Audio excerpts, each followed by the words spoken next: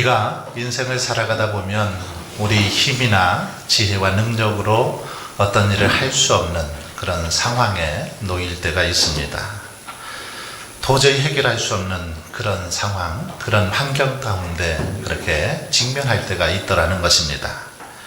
그때 사람들은 보통 어떻게 반응합니까? 보통 두 가지로 반응을 하는 것을 볼 수 있습니다. 첫 번째 사람은 그런 일을 닥칠 때에 마치 나폴레옹처럼 나는 내 사전은 불가능은 없다, 그런 신념을 가지고 나는 할 수 있다, 이런 믿음을 가지고 그 일을 대처해 나가는 것을 볼 수 있습니다. 이들은 어쩌면 개척정신이 투철하고 매우 적극적인 사고방식을 가진 사람들입니다. 이들은 아마도 문제 앞에 한번 부딪혀보자, 부딪히다 보면 할 수 있다라는 그런 자신감을 가지고 그렇게 반응하는 사람들이다라고 말할 수 있습니다. 실제로 이런 사람들을 통해서, 이런 사람들에 의해서 많은 어떤 역경, 많은 문제들이 해결되는 것을 볼 수 있습니다. 이러한 삶의 자세, 어쩌면 우리에게 매우 필요한 자세이기도 합니다. 그러나 여러분, 정말로 우리가 인생 살아가면서 우리의 인생 가운데서 어떤 불가능도 존재하지 않을까요? 그렇지는 않습니다. 분명히 불가능한 게 있습니다. 아무리 우리가 노력하고 힘쓰고 애써도 불가능한 게 있더라는 것입니다. 예를 들어서 죽음의 문제, 이 죽음의 문제는 아무리 의학이 발달하고 과학이 발달해도 결코 해결할 수 없는 문제입니다. 죽음을 연장시킬 수는 있습니다. 조금 더 생명을 연장시킬 수는 있죠. 하지만 이 죽음 자체를 우리가 해결할 수는 없습니다. 또 죽음을 가져왔던 그 원인인 죄를 우리가 조금 덜 지을 수는 있습니다. 그러나 죄로부터 완전하게 자유할 수는, 죄의 문제를 온전하게 해결할 수는 없다라는 것입니다. 우리는 좀 더 병이 없는 사회를 만들어 갈 수는 있습니다. 그러나 병 그 자체를 완전하게 정복할 수는 없다라는 것이죠. 그러므로 우리는 우리 자신의 노력에도 불구하고 우리 인간의 삶 속에 존재하는 어떤 불가능, 이 불가능이 있다라는 사실을 인정하며 살아야 합니다.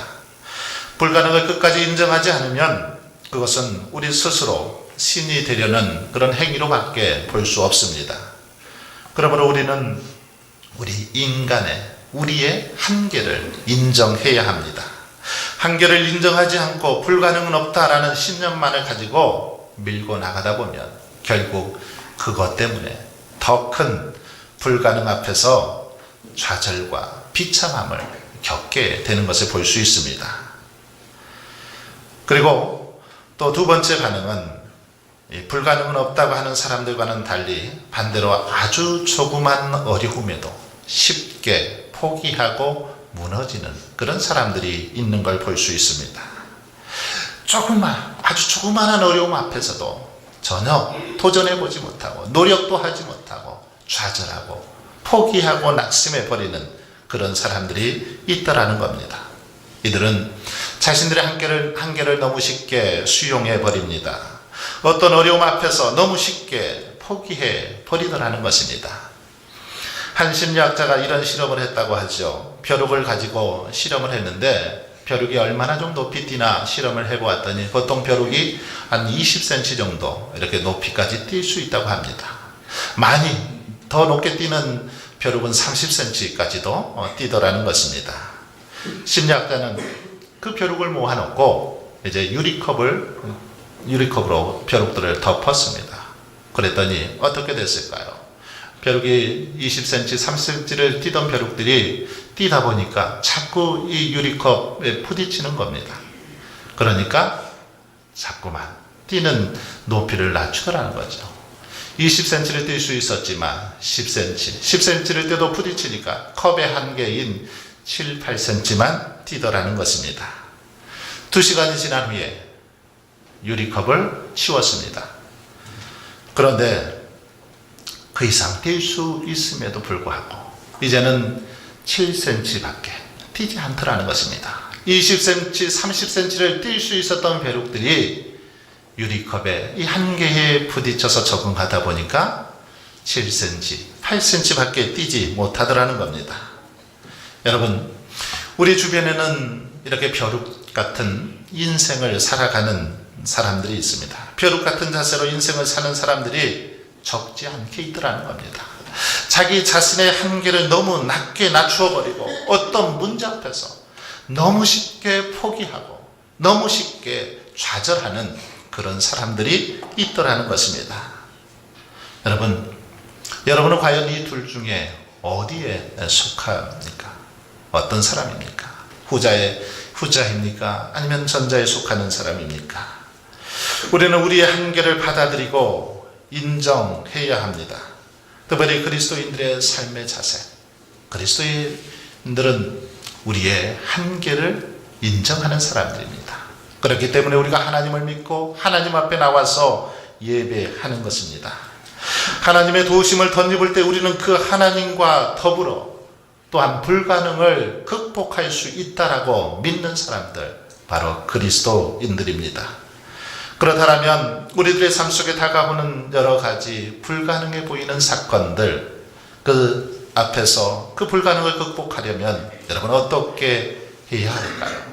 우리 앞에 다가오는 수없이 많은 불가능한 사건들 앞에서 어떤 태도로, 어떤 자세로 그것들을 극복해야 할까요?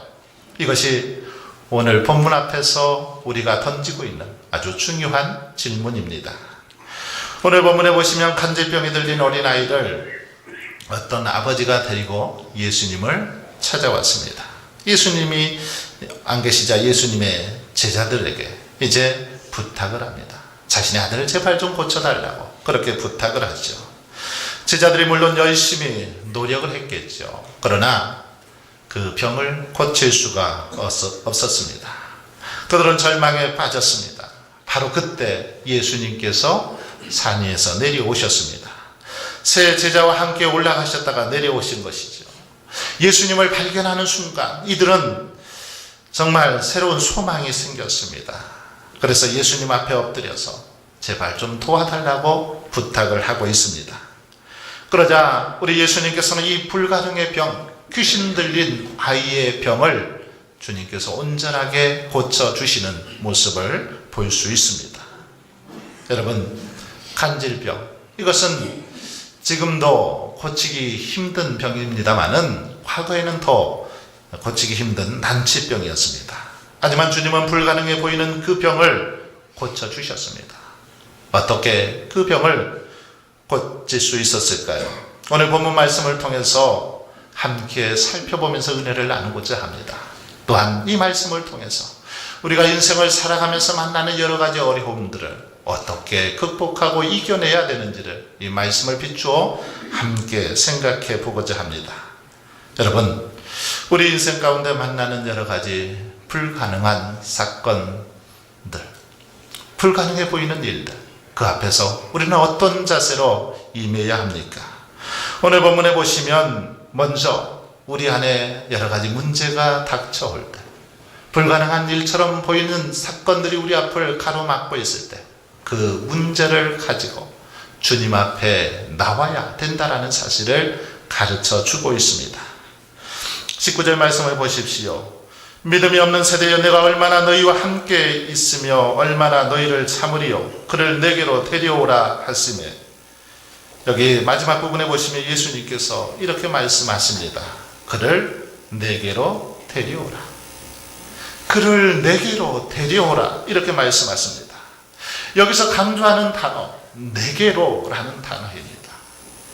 그 아이를 내게로 데려오라. 너희들이 고치지 못한 그 아이를 내게 데려오라. 그렇게 말씀하십니다. 이 아버지는 먼저 난치병을 앓고 있는 아이를 데리고 누구를 찾아왔습니까? 예수님의 제자들을 찾아왔습니다. 아마 예수님을 찾아왔지만 예수님이 계시지 않으니까 제자들에게 갔을 것입니다. 예수님은 어디 계셨습니까? 변화산에 가셨죠. 그래서 알 수 없이 제자들에게 부탁을 합니다. 그런데 예수님의 제자들이 아무리 그 병을 고치려고 해도 고칠 수가 없었습니다. 여러분, 우리가 종종 우리 주변의 사람들에게 전도할 때 이런 접근 방법을 사용하기도 합니다. 어떤 어려움 속에 빠진 사람들, 고통당하고 있는 사람들을 보면 우리는 그렇게 말하곤 하죠. 한번 우리 교회 한번 나와 보세요. 하나님을 한번 의지해 보세요. 그러면 해결해 주실 것입니다. 이렇게 말하곤 합니다. 그 말 좋은 말입니다. 틀린 말이 아니죠. 마땅히 그렇게 해야 됩니다. 그래서 사람들이 자기 문제에 대한 해결의 희망을 안고 초청받은 대로, 전도받은 대로 교회에 나옵니다. 하지만 여러분, 그들이 교회에 나왔다고 해서 그 병이 다 고침받습니까? 그 문제가 다 해결받습니까? 어떻습니까? 교회에 나왔다고 나온 것만으로 그 문제가 다 해결됐습니까? 교회에 나와서 그들이 참 하나님을 만날 수가 있다면, 하나님을 경험할 수 있다면 문제를 다 해결받을 수 있을 것입니다. 그러나 제가 강조하는 것은 교회에 나왔다는 사실, 그거 하나만으로는 문제를 해결받을 수 없다는 겁니다.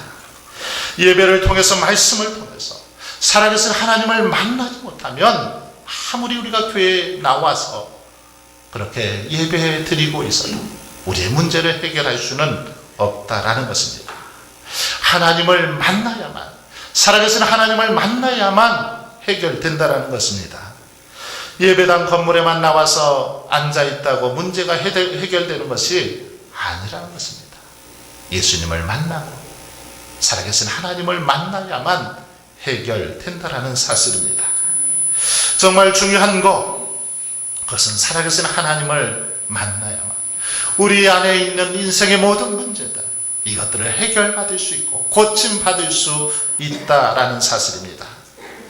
사실 새가족 같은 경우는 교회 문턱만 밟는 것도 아주 대단한 결단입니다.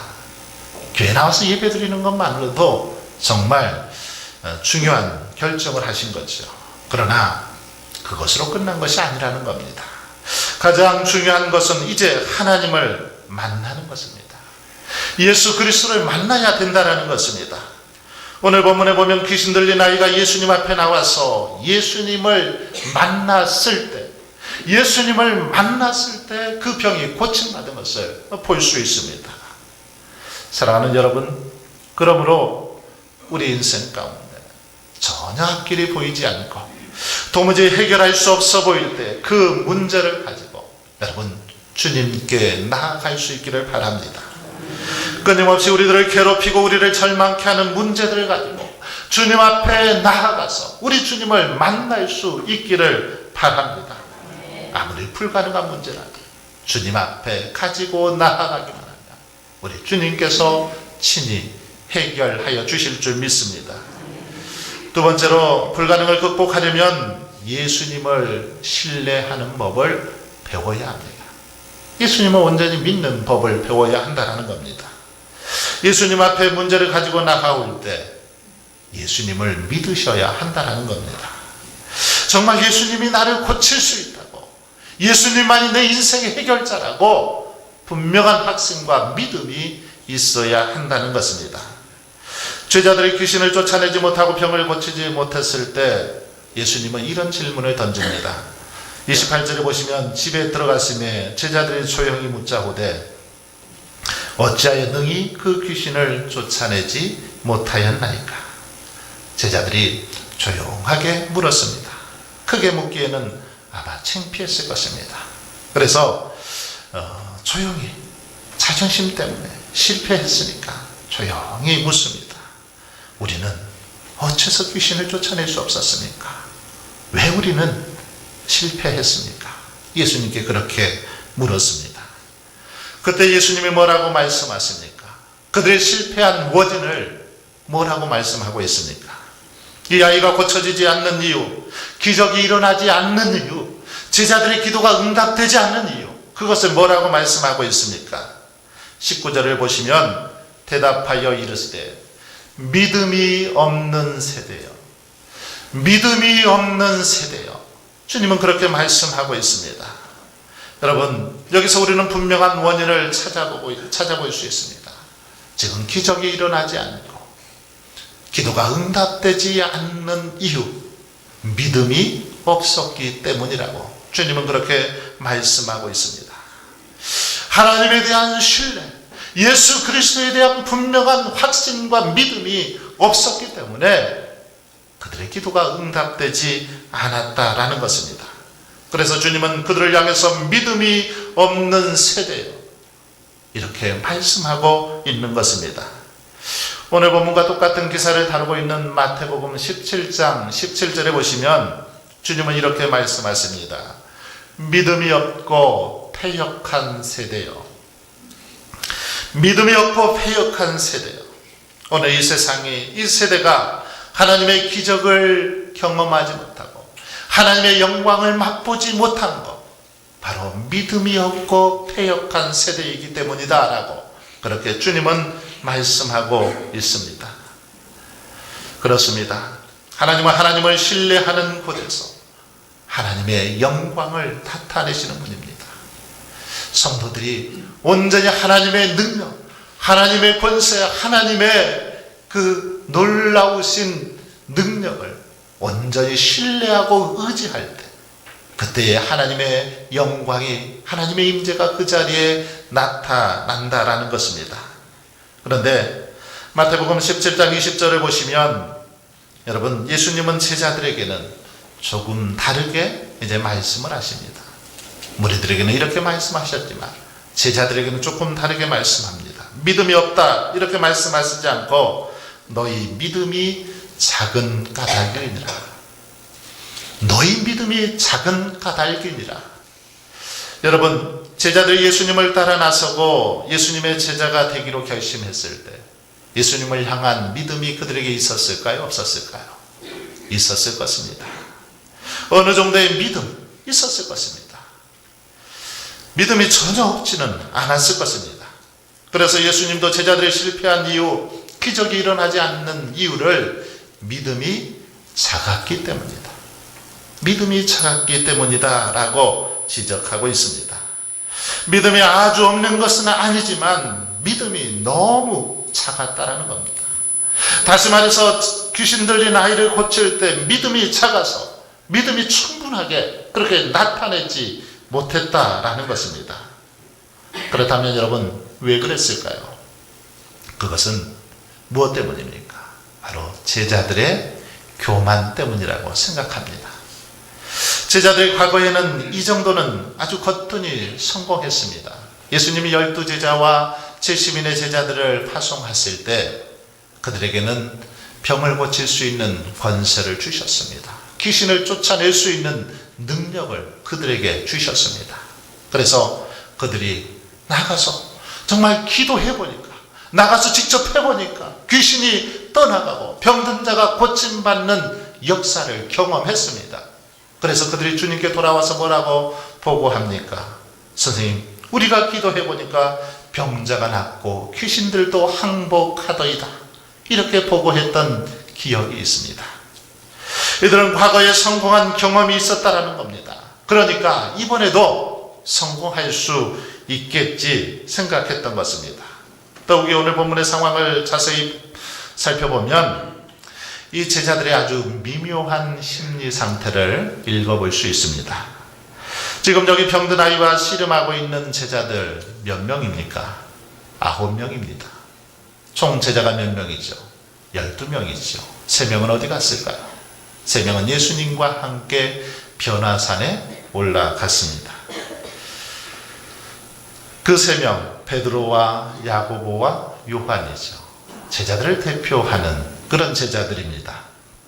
이 3명의 대표적인 제자가 빠지고 9명만 남아있을 때 귀신 들린 아이를 데리고 그 아버지가 9명의 제자들에게 찾아온 겁니다. 이때 9명의 제자들은 어땠을까요? 어떻게 생각했을까요? 3명의 제자가 없는 것을 보고 야, 이거 큰일 났다 그랬을까요? 아니면 야, 잘됐다 이렇게 생각했을까요? 성경에 기록이 없으니까 잘 모르겠습니다만은 제가 생각할 때는 야, 잘됐다, 우리도 드디어 우리의 실력을 발휘할 수 있겠구나, 이렇게 생각했을 것 같습니다. 그래서 9명의 사람은 신이 났을 것입니다. 12명이 다 같이 있으면 아마 대표로 누가 기도했겠습니까? 베드로가, 수제자 베드로가 했겠죠. 아니면 야고보나 요한이 기도했겠죠. 그런데 이제 자기들도 기도할 수 있는, 자기들도 귀신을 쫓아낼 수 있는 그런 기회가 주어졌으니 얼마나 신이 났겠습니까? 그래서 우리도 한번 뭔가를 좀 보여줘 보자. 베드로, 너만 할 수 있네. 나도 할 수 있다. 우리도 할 수 있다. 이렇게 폼을 잡고 자기들이 고쳐주겠다고 아마 큰 소리를 치면서 그렇게 기도했을 것입니다. 그런데 여러분, 아무리 해도 고쳐지지 않는 겁니다. 왜 그렇습니까? 왜 그렇습니까? 다분히 예수님을 믿는다고 말하고 기도한다고 말하지만 형식적인 그런 모습은 있었지만 이 9명의 제자들의 밑바탕에는 자기 화식, 자기 교만이 있었다라는 것입니다. 자신들의 어떤 과시욕이 자리 잡고 있었다라는 겁니다. 바로 그것이 실패의 이유였습니다. 여러분, 그렇습니다. 내가 가장 강하다고, 내가 가장 잘할 수 있다고, 잘한다고 그렇게 교만한 마음을 가지고 살아가면 실패할 수밖에 없습니다. 넘어질 수밖에 없는 것입니다. 여러분, 하나님의 은혜와 역사 누구에게 나타납니까? 나의 무력함을 알고 나의 좌절을 느끼고 하나님 없이는 단 한순간도 살아갈 수 없다라는 그 믿음을 가지고 겸손히 하나님 앞에 엎드리는 자에게 하나님의 은혜, 하나님의 역사는 나타나는 것입니다. 우리가 우리 자신을 믿는다면 예수 믿을 필요가 없습니다. 우리가 잘났다고, 우리가 할 수 있다고, 능력 있다고 그렇게 떵떵거리면 하나님을 믿을 이유가 없습니다.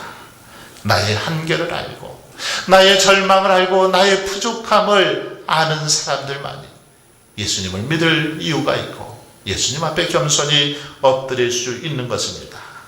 바로 그런 사람들만이 주님을 온전히 믿고 신뢰할 수 있는 것입니다.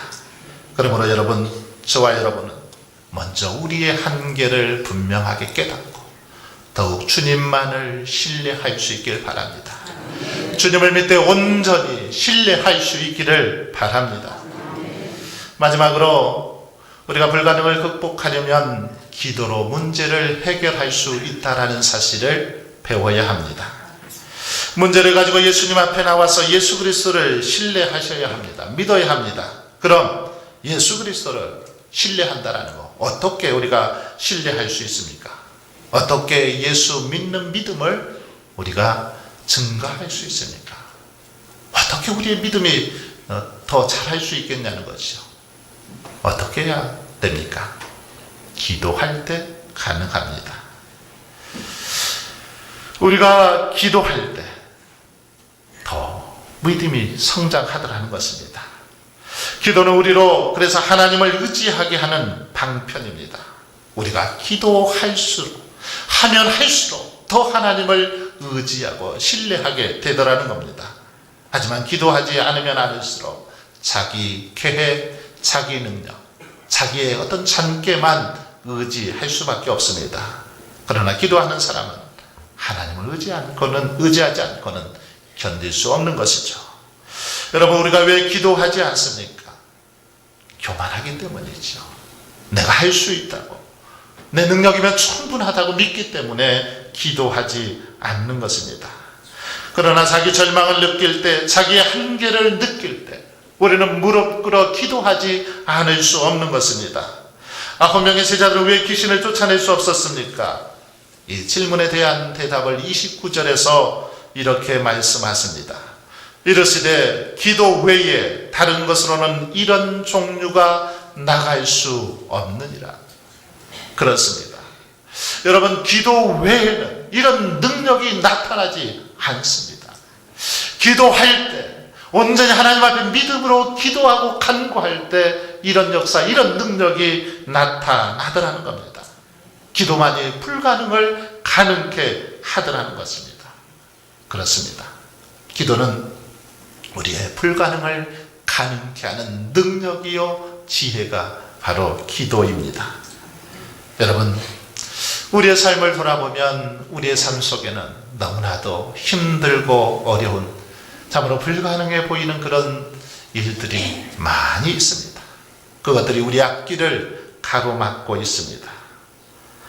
우리의 힘, 우리의 지혜, 우리의 능력으로는 도저히 해결할 수 없는 그런 문제들, 이것들이 우리를 가로막고 있습니다. 여러분, 이것들을 어떻게 우리가 극복할 수 있을까요? 어떻게 해결할 수 있을까요? 그것은 오직 기도하는 일 외에는 없는 줄 믿습니다. 오직 기도만이 그 문제들을 해결해 갈 수 있는 것임을 믿습니다. 그러므로 바라기는 저와 여러분이 더욱 깨어 기도하는 삶을 살아갈 수 있길 바랍니다. 날마다 하나님을 의지하며 기도하며 나아갈 때 우리 하나님께서는 우리에게 지혜와 능력을 베풀어 주셔서 모든 불가능을 가능케 하시고 우리 안에 있는 막힌 것들, 우리 안에 있는 모든 문제들, 모든 근심, 걱정, 염려거리들을 온전하게 해결하여 주실 줄 믿습니다. 기도함으로 이런 역사를 이루어 가시는 저와 여러분 되시길 주의 이름으로 축원합니다.